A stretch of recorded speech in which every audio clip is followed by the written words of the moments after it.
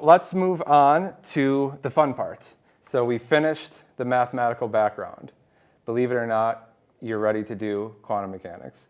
So I'm going to write down the postulates of quantum mechanics for you today.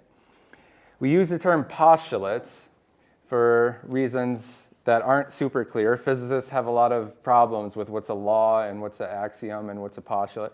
So, you're familiar with the laws of classical mechanics, Newton's laws. So in classical mechanics, they're called laws. In thermodynamics, they're also laws.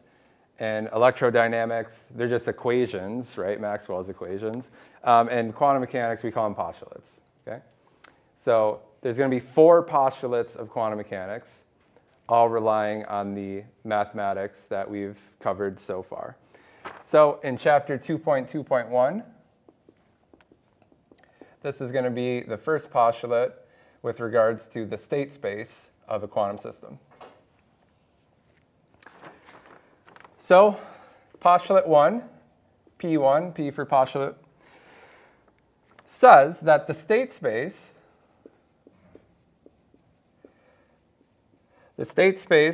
of an isolated quantum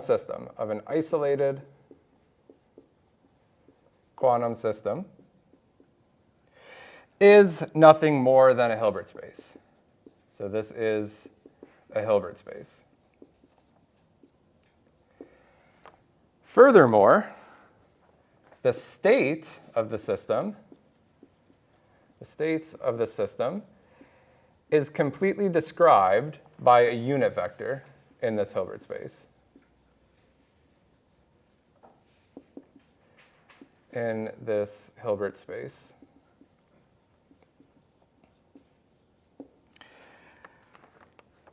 So this unit vector is such a special thing that we're going to come to know it by multiple names.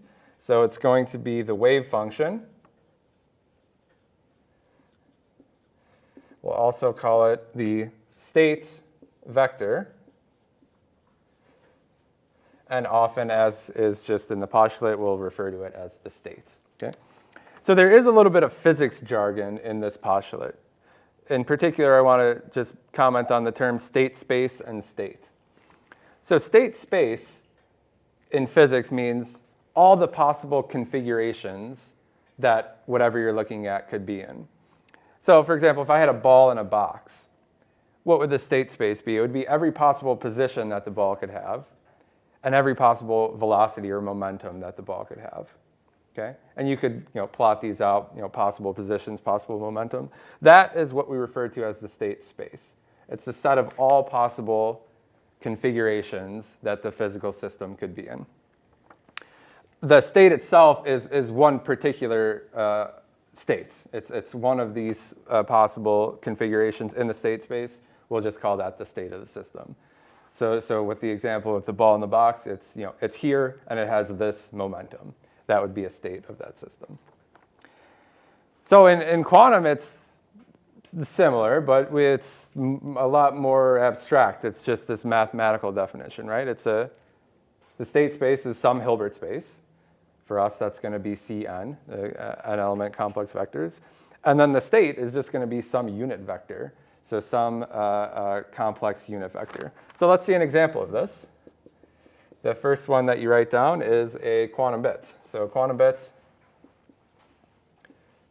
which we always abbreviate as qubit, Q-U bit. A qubit has state space C2, so 2-element complex vectors. Quantum bits, bit referring to 2 possibilities, 2 independent things, dimension of 2, so that's the 2 that you see here.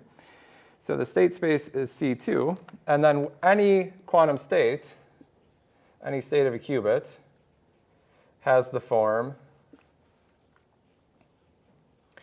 write it as psi, as we usually do for the wave function or the state vector. It's going to be in the form alpha 0 plus beta 1. So I've expanded this 2-element vector in the standard basis, or the computational basis, 0 and 1, where in order for this to have unit norm, so it's going to have to be a unit vector, we have to require that alpha squared mod alpha squared plus mod beta squared is equal to 1. So if you work out what the norm of this vector is, if it's very simple, it's just mod alpha squared plus mod beta squared. So because we require this vector to have unit norm, this has to be equal to 1. Any vector, any wave function which satisfies this is a valid state of a qubit. So there's some terminology that we use. Before we were calling this a linear combination, and that's what you refer to it in a linear algebra course, a math course. But in physics, we're going to refer to this as a superposition. So a linear combination of the basis states 0 and 1. In quantum, we refer to this as a superposition of the basis states 0 and 1. And the other terminology that we have is with regards to the coefficients. So these alpha and betas, in a math course, you would just call them coefficients.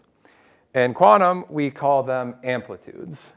So we have a special term for this. We call them amplitudes. So we would call these the amplitudes of the state. The amplitude of the 0 state is alpha. The amplitude of the 1 state is beta. Of course, we know from looking at this that amplitudes can be complex numbers, right? We're in this Hilbert space C2. So these could be real numbers, they could be negative numbers, they could be complex numbers.